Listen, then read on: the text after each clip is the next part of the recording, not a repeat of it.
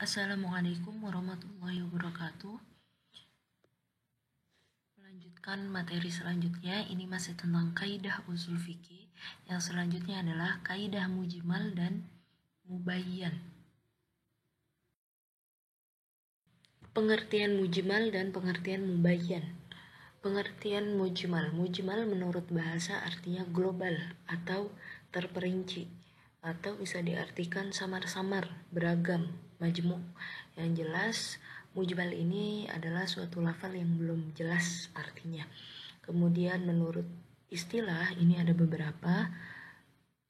Salah satunya ini saya ambil dari buku paket. Al-mujmalu huwa al-lafdul ladzi la yafhamul ma'nal muradu minhu illa bi istifsari minal jumali. Mujmal adalah lafaz yang belum jelas artinya, yang tidak dapat menunjukkan arti yang sesungguhnya, dan tidak ada keterangan lain yang menentukannya. Sementara menurut ulama usul fikih, ini ada pengertian lain, yaitu al-lafdul ladzi yang tawi ala iddati ahwalin wa ahkamin qad jama'at fihi. Lafaz yang maknanya mengandung beberapa keadaan dan beberapa hukum. Kalau dari LKS sendiri, ini al-lafdul ladzi la yadullu bisighatihi 'alal muradi minhu. Lafaz yang sifatnya tidak jelas menunjukkan apa yang dimaksud.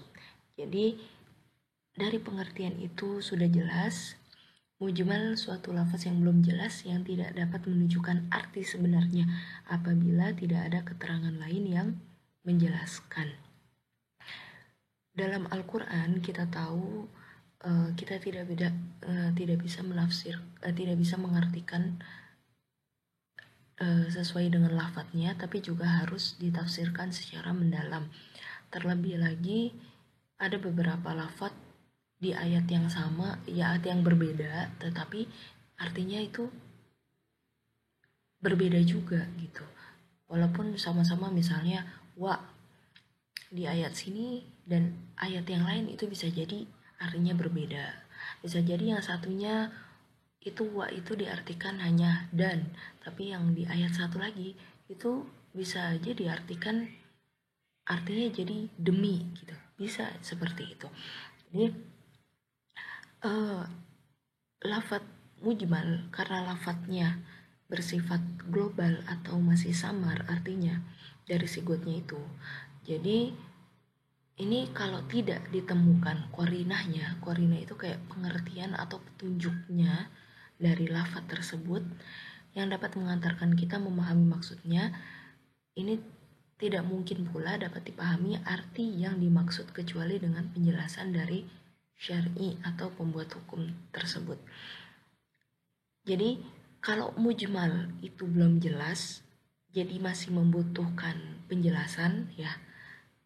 Di ayat itu masih ada butuh penjelasan. Nah kalau mubayyan itu penjelasannya. Jadi mujmal dan mubayyan ini saling terkait, ada keterkaitan. Di mujmal, oh ayatnya ini masih janggal nih, pasti ada penjelasannya. Nah penjelasannya itu dinamakan mubayyan. Jadi menurut bahasa, mubayyan ini artinya penjelasan, dan menurut istilah ini al-bayanu ikhraju syai'i min hayyazil ishkali ila hayyizit tajali. Bayan adalah mengeluarkan sesuatu dari tempat yang sulit ke tempat yang jelas. Dari buku LKS ini al-lafdul ladzi yadullu bisighatihi 'alal muradi minhu. Lafadz yang sigotnya jelas menunjukkan apa yang dimaksud. Tuh. Jadi pastinya kalau dalam Al-Qur'an ini belum jelas, nah itu penjelasannya dinamakan mubayyan. Yang belum jelas dinamakan mujmal. Sebab-sebab adanya mujmal dalam kata tunggal atau lafadz mufrad, ini contohnya dalam kalimat isim ada kuru. Ada dalam surat Al-Baqarah salah satu kuru wuru ini ada dua pengertian, bisa diartikan suci. Suci itu kita tidak dalam keadaan berhalangan atau haid, atau bisa diartikan datang bulan gitu. Kemudian yang kedua, kalimat fiil kata kerja itu ada kola. Kola ini ada dua pengertian, berkata atau tidur siang. Kemudian huruf ada waw. Waw ini ada dua jenis, ada waw atof. Waw atof itu artinya penghubung. Ada juga waw yang artinya itu kalimat atau sumpah. Contohnya dalam surat wal asri. Nah itu arti waw di situ bukan dan, tapi demi masa gitu. Kemudian yang keempat, huruf ila yang menunjukkan ghayah atau ma'a, berarti beserta. Ghayah sendiri diartikan adalah tujuan yang akan dituju. Kemudian dalam bentuk susunan kata-kata atau jumlah terkib, ini terdapat dalam surat Al-Baqarah ayat 237. Ayya'funa aw ya'fu alladhi biyadihi 'uqdatun nikah. Memaafkan atau dimaafkan oleh orang yang memegang ikatan nikah. Nah ini memegang ikatan nikah. Ini kan masih janggal. Siapa yang memegang ikatan nikah? Gitu kan? Berarti harus ada penjelasan selanjutnya. Jadi masih banyak mujmal dalam bentuk kalimat, susunan kalimat atau tarkib. Contohnya misalnya ada di ayat Quran seperti wa aqimus sholata wa atuz zakah yang sering kita dengar ya. Wa aqimus sholah, dirikanlah sholat. Nah itu masih mujmal. Kenapa mujmal? Dirikanlah sholat. Seperti apa tata caranya? Berarti kan butuh penjelasan lagi. Nah itu dia. Wa atuz zakah, dan tunaikanlah zakat. Nah tunaikan zakat tata caranya seperti apa? Zakat yang harus dikeluarkan seperti apa? Berarti masih butuh penjelasan di dalamnya. Itu yang dinamakan kalimat mujmal. Masih banyak lagi seperti riba, haji, dan perdagangan. Itu masih banyak lagi. Itu contoh-contoh kalimat mujmal.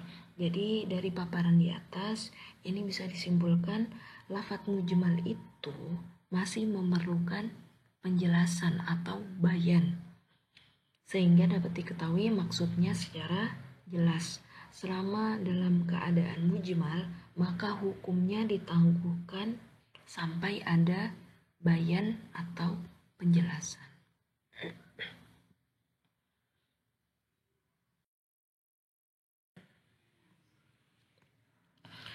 Macam-macam bayan. Yang pertama, bayan dengan perkataan. Bayan biqaulin. Contohnya terdapat dalam surat Al-Baqarah ayat 196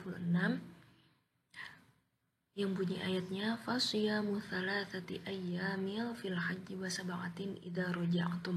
Maka wajib puasa 3 hari dalam masa haji dan 7 hari setelah pulang. Itulah 10 hari yang sempurna.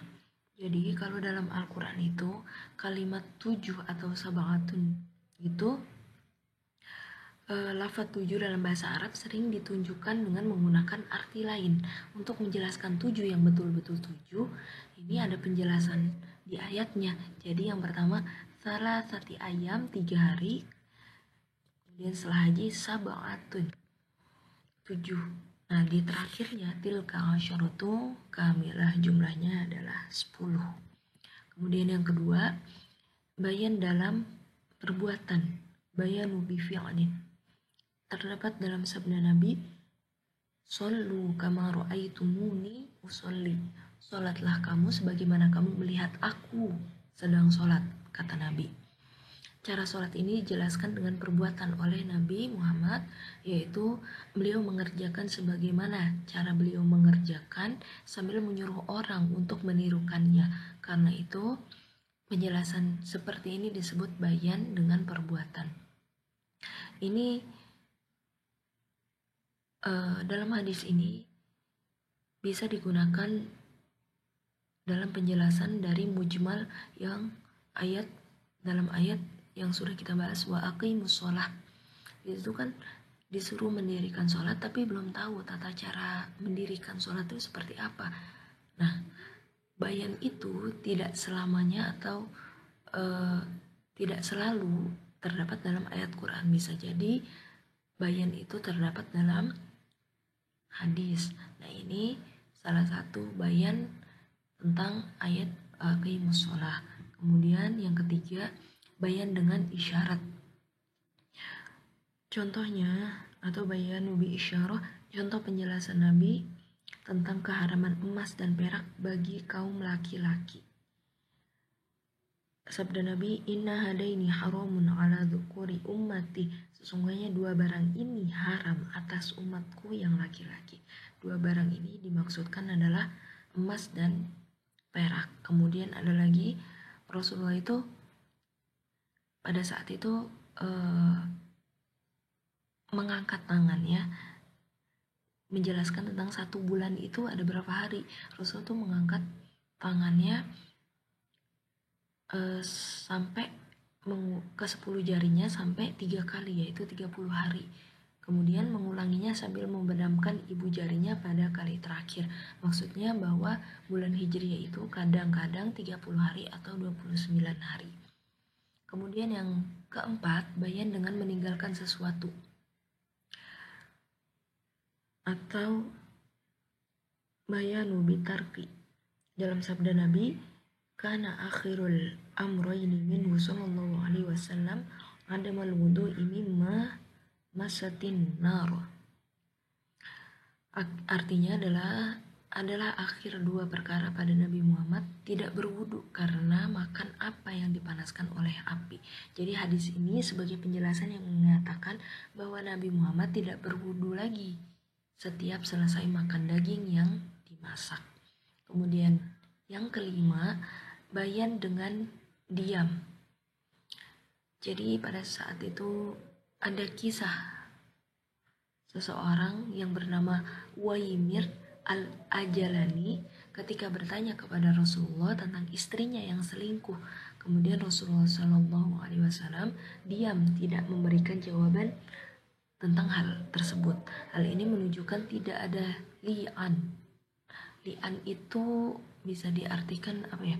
Li'an itu artinya sumpah yang diucapkan suami ketika menuduh istrinya telah berzina atau penolakannya gitu. Dan kemudian turunlah ayat tentang li'an.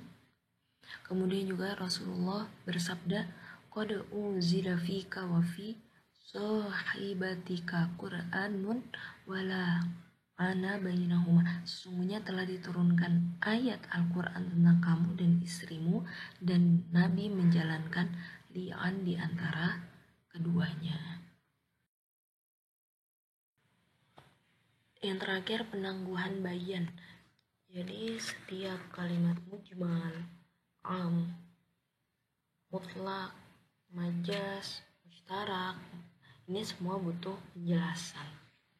Akan tetapi tidak selamanya harus ada gitu. Maksudnya langsung ada penjelasannya, itu enggak. Apalagi semakin berkembangnya zaman, ini kan pasti ada hukum-hukum terbaru gitu kan.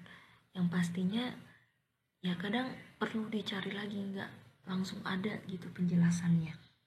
Yang pertama, ada penangguhan penjelasan dari waktu dibutuhkan atau ta'khirul bayani an waqtil hajah. Dalam masalah ini, ulama sepakat bahwa penjelasan tidak boleh lambat dari waktu diperlukan. Sebab dampaknya penangguhan berarti membolehkan mengamalkan sesuatu yang masih mujmal. Jadi ada penjelasan yang harus langsung ada, karena khawatirnya kalau misalnya penjelasan yang nggak langsung ada, ini bisa jadi seorang ini langsung mengerjakan hal tersebut gitu. Jadi pada saat itu contohnya ada hadis riwayat Siti Aisyah mengenai kedatangan Fatimah binti Abu Hubais kepada Nabi seraya bertanya, wahai Rasulullah, saya perempuan yang sedang istihadah. Istihadah itu perlu diketahui, istihadah itu adalah darah penyakit seperti ketika haid atau datang bulan, tapi berbeda. Kalau haid itu memang darah kotor, kalau istihadah ini sifatnya adalah darah penyakit. Kemudian si Fatimah ini bilang, sebab itu saya tidak pernah bersuci atau tidak pernah mandi besar. Apakah saya boleh meninggalkan sholat? Gitu. Apakah kalau istihadah tuh kita meninggalkan sholat apa enggak gitu?